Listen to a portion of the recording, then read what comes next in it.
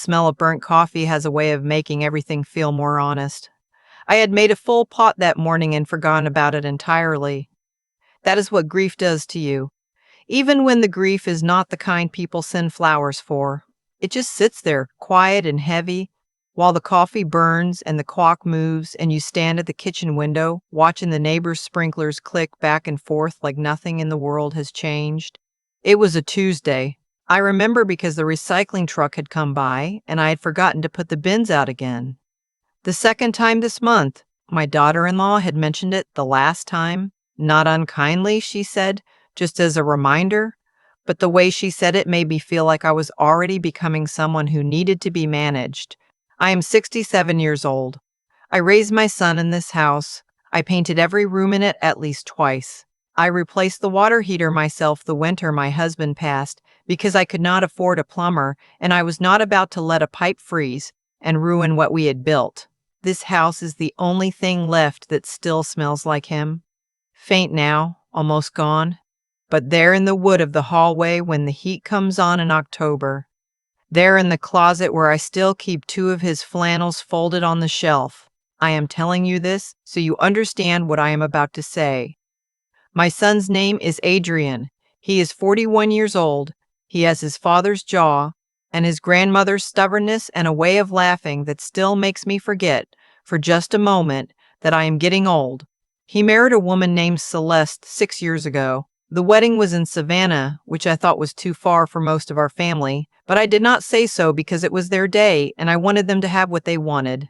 I flew down alone, sat in the third row, cried when he cried. That was a good day.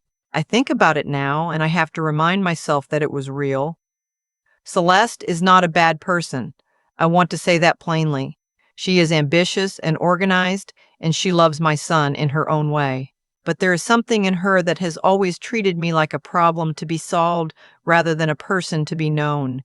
She calls me by my first name, which I asked her to when we first met, but somewhere along the way it started sounding different, shorter, like a word you say when you were ending a conversation. The trouble started about 2 years ago, though I think the roots of it go back further than that.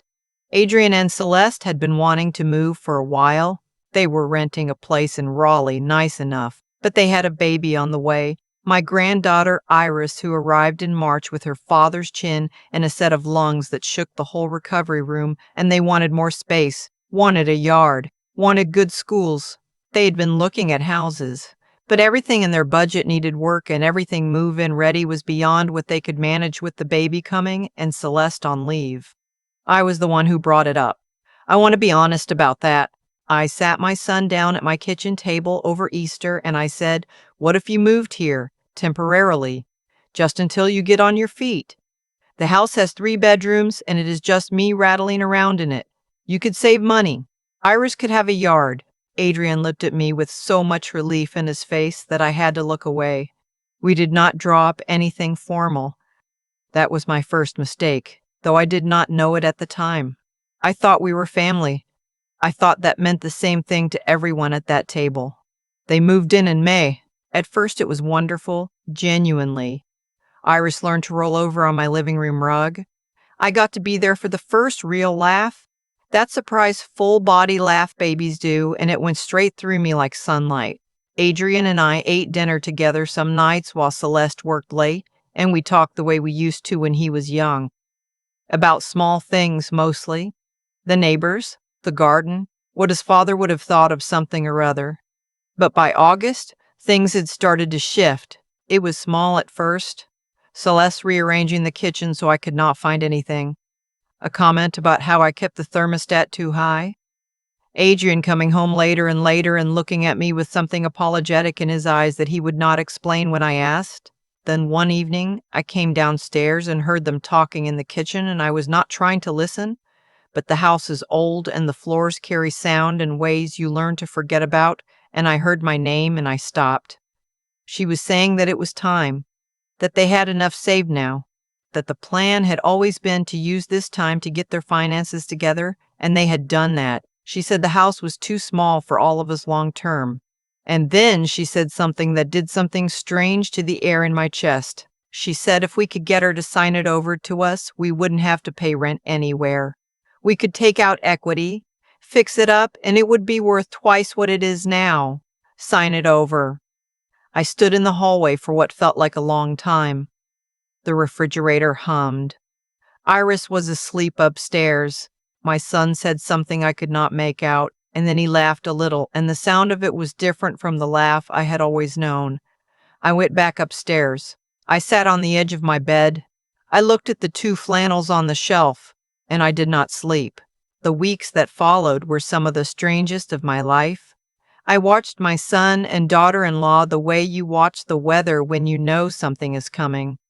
I noticed the way Celeste would mention, casually, how much the Pattersons down the street got for their place last spring.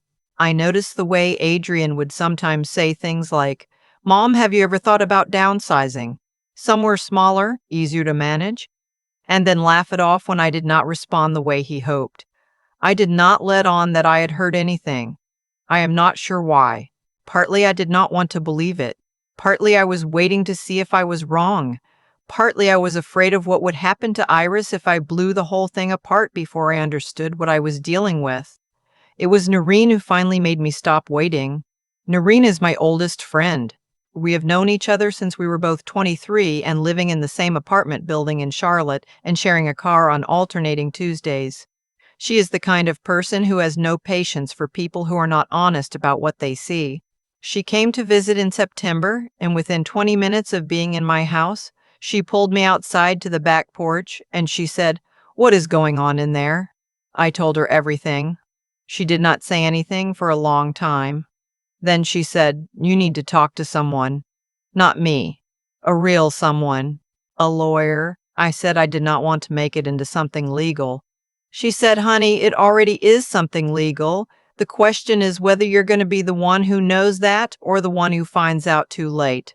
I made an appointment with an estate attorney the following week. His name was Mr. Following Okafor, and he had an office downtown and a way of explaining complicated things in plain language that made me feel like I was finally seeing something clearly for the first time in months. I told him everything. He listened without interrupting. Then he asked me some questions. Had anything been signed? Were there any verbal agreements? What was the status of my will?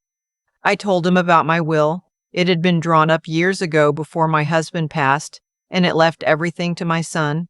Mr. Okafor was quiet for a moment. Then he said, "Let's talk about what your options look like." I did not say anything to Adrian or Celeste after that first appointment. I went to two more. I started to understand things about my own situation that I had never thought to understand before. I learned what a revocable living trust was. I learned what it meant to have the deed to a house in your name alone.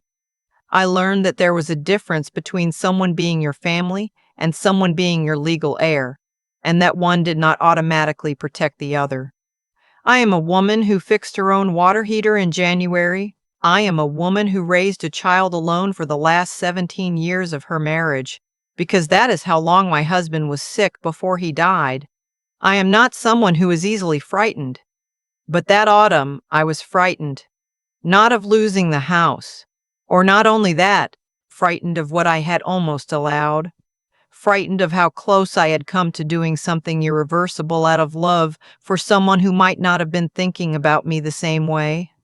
My granddaughter's first Christmas was in December. We decorated the house together, all four of us, or the three of us really, since Iris mostly sat in her little bouncy seat and stared at the lights with the expression of someone who has just discovered that the world is full of improbable beauty. Adrian untangled the same string of lights his father had bought from a hardware store in 1987 and had kept going with electrical tape and stubbornness. We put them on the tree and they still worked. I stood there watching, and I thought, this is real too. This is also real. It was the day after Christmas when it happened. Celeste had made a brunch. Eggs and biscuits, orange juice, the good coffee. She had been warmer than usual for a few days, and I had noticed but told myself not to read into it. We sat at my table, and it was almost like those early months again. Easy and bright. Adrian was telling some story about a thing that had happened at his office, and Iris was in her high chair gumming a piece of biscuit, and I thought, maybe I was wrong. Maybe I heard wrong. Maybe this is still the family I thought it was. Then Celeste set down her coffee cup and folded her hands and looked at me and said, "We wanted to talk to you about something. We've been thinking about the house." I looked at her. I looked at my son. Adrian was not looking at me. He was looking at his plate. She said they had talked to a mortgage broker. She said the house, if they refinanced it in their names, could give them enough equity to do the renovations it needed and still have money left. She said it made more sense, financially, for the deed to be in their names, since they were the ones who would be living here long-term anyway. She said it would keep everything simple. She said she knew I would want what was best for all of us. I sat with that for a moment. The refrigerator hummed. Iris made a small sound and dropped her biscuit. I reached over and picked it up and gave it back to her. Then I said, "I've already spoken with an attorney." The room changed. Celeste's expression did not fall exactly, but something in it recalibrated. Adrian finally looked up from his plate. I said it quietly. "I want to be clear about that. I was not angry, or I was. Somewhere deep down I was, but I did not let it into my voice because the baby was right there and because I had made a decision weeks ago about what I was and was not going to do. I told them that I had updated my will. I told them that I had placed the house in a trust with conditions. I told them that I had spoken to Mr. Okafor 3 times and that I understood now what my options were and what my rights were and that I was grateful, genuinely, for all the time we had shared this house this year. I said that I thought it would be best if they began making plans to find a place of their own in the spring. Celeste said my name in a tone that was supposed to make me feel unreasonable. I said I understood if they were surprised. Adrian said, "Mom, this is not what we meant." I said, "I know what you meant." And then I asked him, quietly, if he remembered what I had heard that evening in August. He went very still. I did not say more than that. There was no need to. Some things do not need to be performed to be understood. The weeks after that were hard. There is no way to make them sound otherwise. There were phone calls with raised voices and then long silences and then more phone calls. Celeste's mother reached out to me once, which surprised me, and said something she clearly thought was meant to be helpful, but landed badly. My son came to me one evening when Celeste had gone out and sat in the kitchen and asked me if I had ever planned to trust them. I told him the truth. I said I had trusted him completely. I said what changed was not me. He cried. He is his father's son in that way, too. He carries everything until he can't, and then it comes out all at once.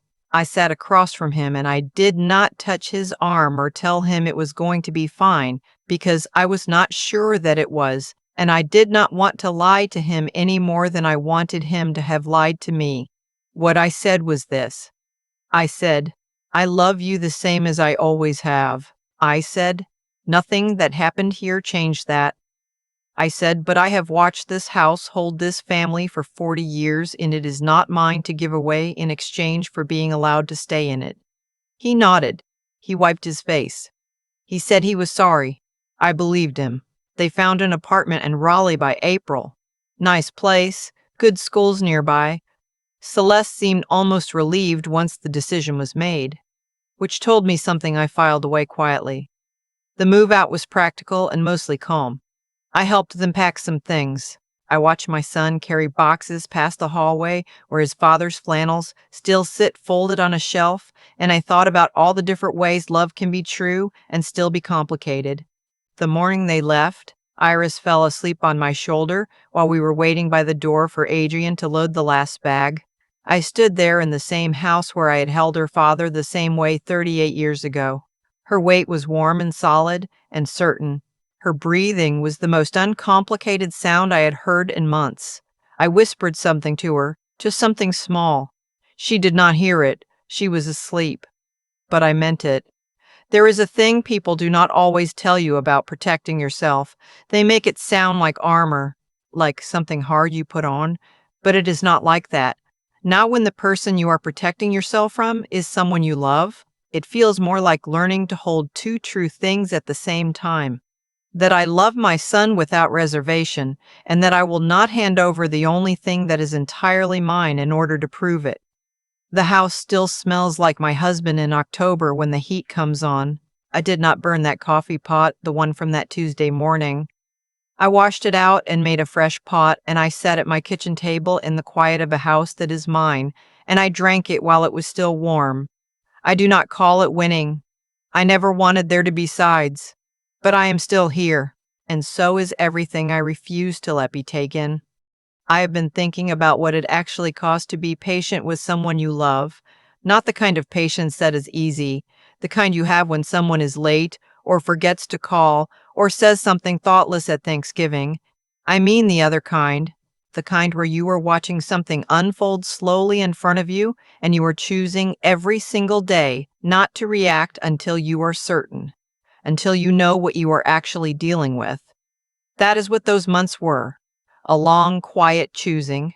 I did not confront my son the night I stood in that hallway.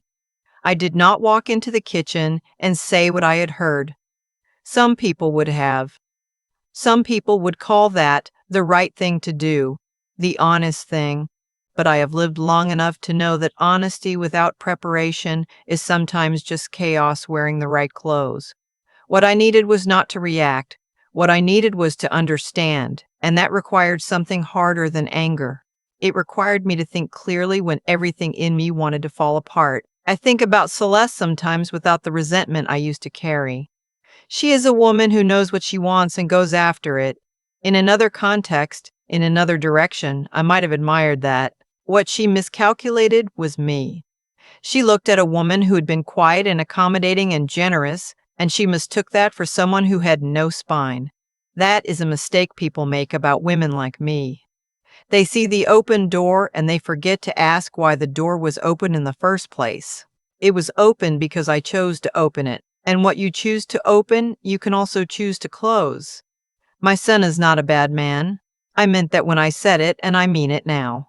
But there is something that happens to people when they love someone who wants something badly. They start to bend toward that want even when they know it is not right. Adrian bent. He let himself be pulled in a direction he knew was wrong because stopping it would have cost him something he did not want to pay. I understand that. I have done versions of it myself in my life. Understanding it does not mean I had to accept it. What I did, going to see Mr. Okafor, updating the trust, making the quiet decisions that nobody saw until the morning at that brunch table. None of that came from bitterness. It came from the same place that fixed the water heater in January 17 years ago. The same place that got back up every time something tried to knock me down.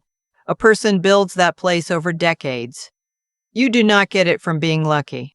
You get it from being tested and choosing each time not to be reduced. The hardest thing was not the conversation at that table. The hardest thing was the night Adrian sat in my kitchen and cried. Because that was real. His grief about what had happened between us was real, and I had to hold my love for him and my resolve at the same time, and not let one cancel out the other. That is what I would want anyone to take from this, if they take anything. That protecting yourself and loving someone are not opposites, that you can do both, that you must do both sometimes, because love without honesty is not love. It is just accommodation dressed up to look like it. Iris turns 2 this spring. Adrian sent me a video of her trying to blow out her birthday candle. She got it on the 3rd try and looked so startled by herself that she fell backward laughing. I watched it 4 times. I am still her grandmother. That did not change. Some things, when you protect them properly, stay exactly what they were supposed to be.